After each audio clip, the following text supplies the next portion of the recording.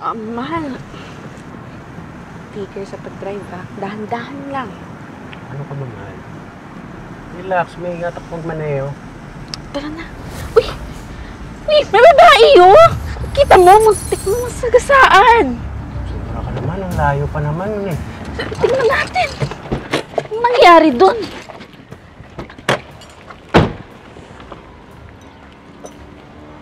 Miss. Anong nangyari? Okay ka lang? Miss, pulsuhan mo nga kung buhay pa. Oo. Oo, ayan. Nagising na. Miss? Miss? Taga saan ka ba? Gusto mo bang ihatid ka namin? Wala na po akong bahay. Wala rin po akong pamilya. Gutom na po ako. Kawawa naman. Ilang taon ka na ba? 14 po. Batang-bata mo pa. Dali na natin sa bahay. Oh, sige. Kainin. Kawawa naman siya, mahal. Mabuti pa nga. Oh, dahan-dahan lang. Sige.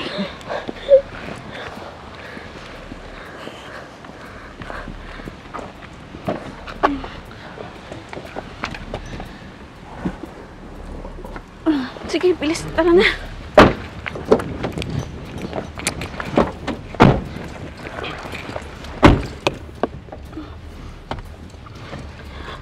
Mahal, bilis.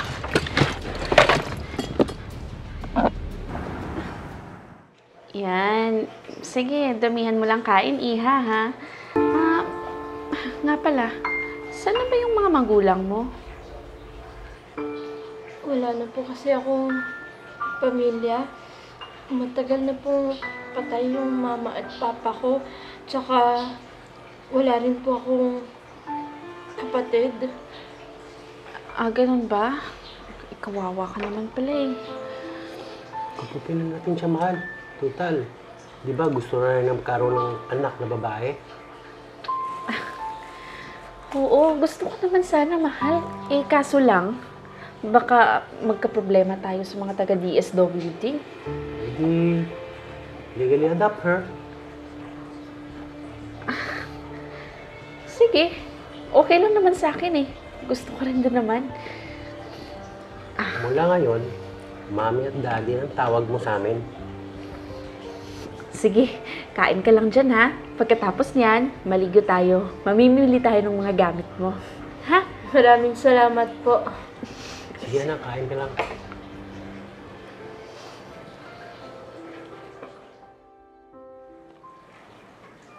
Wow! Bagay to sa akin yung damit na to ah. Lalo akong gaganda.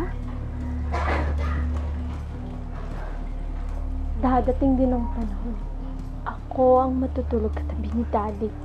At si Mami, mahimbing nang matutulog. Habang buhay. Anak? Angela? Angela, anak? Oh, anak! Kanina pa kita hinahanap. Andito ka lang pala. Akala ko po kasi nandito po kayo ni Daddy sa kwarto. Kaya po pumasok na po ako. Ganun ba? Nag-grocery ako. Halika, tulungan mo ako magluto. Sige po, tulungan po kayo na. Sige, tara.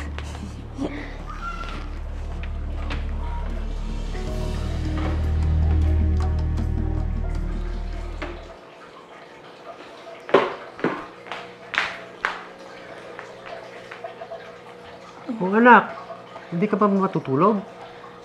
Hindi pa po kasi ako makatulog, Daddy. Kayo po, ano pong ginagawa niyo dito? Inaantay si mami mo kasi lumabas sila ng mga kaibigan niya. Maya-maya nandito na yun. Gusto niyo po ba samahan ko po kayo tapos masayiin ko po kayo habang inaantay si Mami? Ang sweet naman ng anak ko. Sige nga!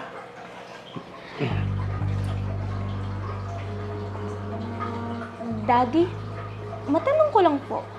Ano pong gusto niyo sa isang babae? Aba, bakit mo naitanong yan, anak? Wala naman po. Pero magkakagusto po ba kayo sa isang katulad ko? Ano ba pinagsasabi mo, anak?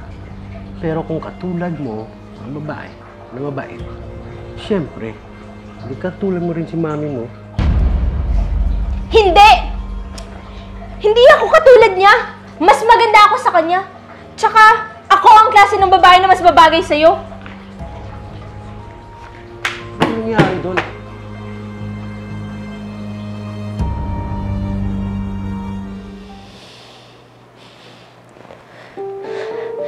Ako at si Daddy lang ang dapat magkasama. Ba't ka nang mawala? Anak, anong ginagawa mo? Dapat ka nang mawala sa bahay na to. Sa buhay ni Daddy. Ha?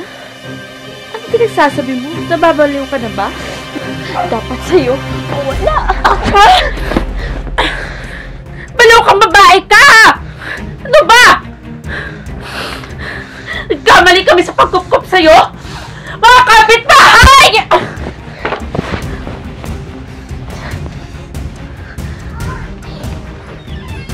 Mahal! Ano nangyari? Anong ginawa mo?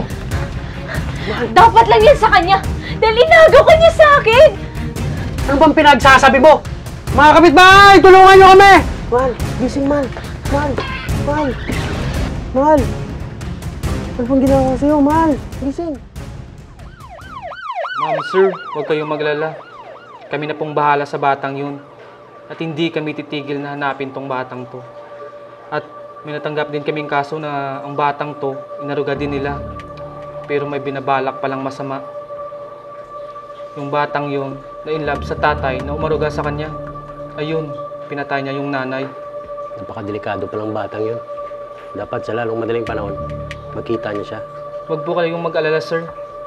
Gagawin po namin ang lahat para yung batang yung hindi na makapag-biktima ng ibang tao. Swerte nga po kayo, nabutan nyo yung asawa nyo. Sige po, sir, ma'am. Mauna na po kami. Salamat po, sir. Pasensya ka na, Mahal. Ako pa nagdala ng ipapahamak mo. Akala ko pa naman, may tuturing na natin na anak yun. Mahal, okay lang. Kasalanan ko rin naman eh. Kasi, nagtiwala din ako sa kanya. Okay lang yun. Importante, masaya naman tayo kahit dalawa lang tayo, di ba? Kaya nga eh.